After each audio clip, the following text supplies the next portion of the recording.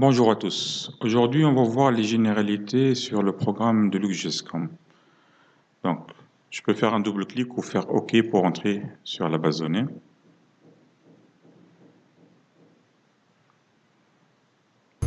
Voilà. Donc, on remarque ici, au niveau du programme, qu'il y a plusieurs compartiments. Donc, on va commencer par le premier compartiment, c'est les menus. Donc, on voit en haut, il y a les menus.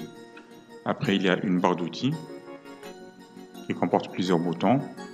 À droite, on va voir les boutons de configuration, de sauvegarde. D'accord? Et ici, au milieu, on va voir l'agenda. Ça permet de faire des rendez-vous et tout ça. On va commencer par les menus. Donc, le programme, il comporte plusieurs menus. Donc, on a le menu fichier, édition, barre d'outils, société, agent, article, stock, état, outils et options. Et dans chaque menu, il y a un sous-menu. On peut même trouver des sous-menus. Voilà. Donc les menus, ils servent à configurer, à paramétrer le programme et à des utilisations très rares comme les rapports de statistiques par exemple. Si on veut sortir les rapports de statistiques, généralement on l'utilise à la fin de l'année ou bien pour configurer les familles articles. Donc on le fait généralement la première fois ou quand on va vendre un nouveau type d'article, on change la famille d'articles. Donc en fait les menus, on trouve dedans toutes les procédures qu'on utilise pas assez, pas quotidiennement. Voilà. Ça concerne les menus. Donc, par exemple, les opérations sur les articles qui sont dans le menu, c'est les opérations aussi qu'on n'utilise pas tout le temps. Par exemple, comment saisir les familles articles, les unités, les catégories des articles, donc couleur, les conditionnements, ainsi de suite. Voilà. Pour société, la même chose. Donc on trouve ici donc les familles de clients, les familles de fournisseurs. Par exemple, générer les soldes initiaux de l'année prochaine quand on va clôturer l'année. La même chose au niveau du stock. On trouve générer le stock initial de l'année prochaine. Donc c'est les opérations qu'on utilise assez rarement. On trouve tout ça dans les menus. Maintenant, on va voir la deuxième partie qui est la barre d'outils. Donc la barre d'outils, c'est pour les opérations quotidiennes. Donc, par exemple, la liste des clients, les fournisseurs, les articles. Vous voyez ici qu'il y a des boutons en rouge qui correspondent aux pièces d'achat.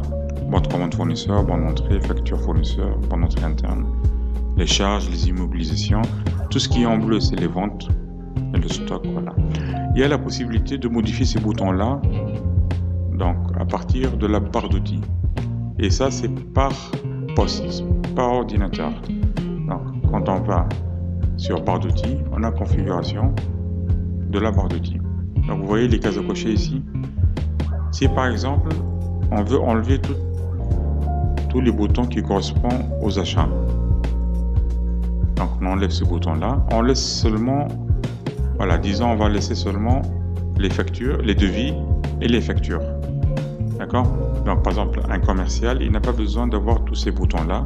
Donc, on enlève tout ce qu'il n'a pas besoin. On a le fournisseur aussi. On lui laisse seulement ce qu'il a besoin. Et on fait OK. Donc là, il aura une barre d'outils qui ne comporte que ces boutons à lui. D'accord? Donc, client, article, devis, facture, stock et changement d'exercice. Donc, il y a la possibilité de revenir sur configuration et de faire par défaut. Si on fait par défaut, il va rendre le menu par défaut. C'est comme si vous venez d'installer le logiciel. Voilà. Donc ici, on va revenir sur configuration. Donc je vais cocher tous les boutons que j'ai besoin maintenant pour la formation. Voilà. Très bien, on va faire OK. Donc vous voyez ici tout ce qui est en rouge, ça concerne les achats. Tout ce qui est en bleu, ça concerne les ventes. Donc, quand on met la souris sous le bouton, il va vous dire à quoi sert le bouton. Donc, DA, ça veut dire demande d'achat, demande de proforma, bon de commande, ainsi de suite. D'accord? Donc, ça, c'est tout ce qui concerne la barre d'outils.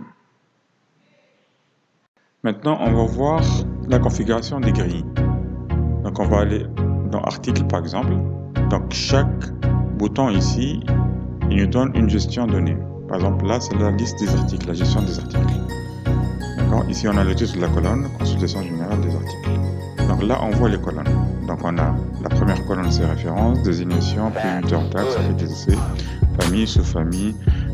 Si on veut modifier la position de la colonne, par exemple, si on veut mettre le fournisseur à côté de la famille, donc il suffit de venir ici sur le titre. Vous voyez que la souris, elle change de forme.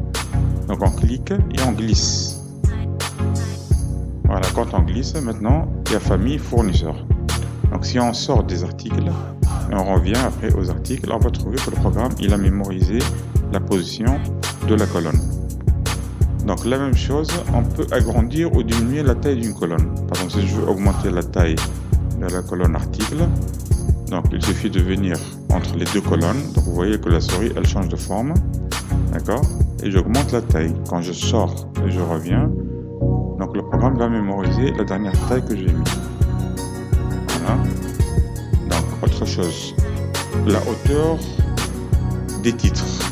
On peut augmenter aussi ou diminuer la hauteur des titres, ou bien la hauteur entre les lignes. On peut augmenter et diminuer la hauteur entre les lignes.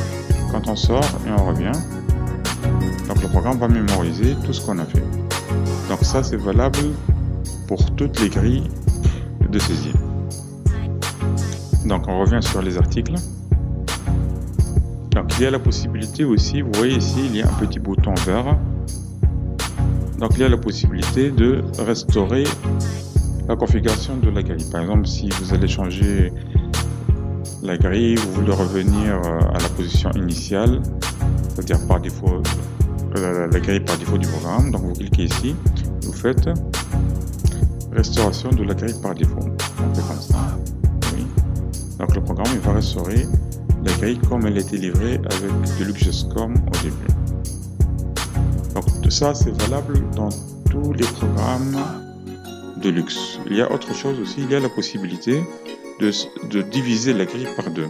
Donc vous voyez un peu le petit bouton noir ici. Donc dès que je mets la souris, il change de forme. Donc on clique dessus et on partage la grille sur deux. Donc ça nous permet d'avoir par exemple ici référence et désignation et d'aller sur la grille à droite pour voir d'autres colonnes tout en gardant toujours un œil sur la référence et la désignation article. Voilà. Donc c'est tout ce qu'il y a à savoir sur les grilles. Maintenant, on va parler des boutons de commande dans chaque gestion. Donc ici, c'est la gestion des clients, fournisseurs, articles, ainsi de suite, comme on a dit tout à l'heure. Donc on va rentrer sur article encore. Donc vous voyez le bouton ici, on a le bouton ajouter, modifier, supprimer, imprimer, défiltrer et fermer. Ces boutons-là, on les trouve partout dans le programme. Donc si on sort des articles, on va aller dans facture par exemple. Voilà, on va trouver le bouton ajouter, modifier, supprimer, imprimer, défiltrer et fermer. Donc dans les articles la même chose, dans les clients plutôt. Donc on trouve ajouter, modifier, supprimer, imprimer, défiltrer et fermer.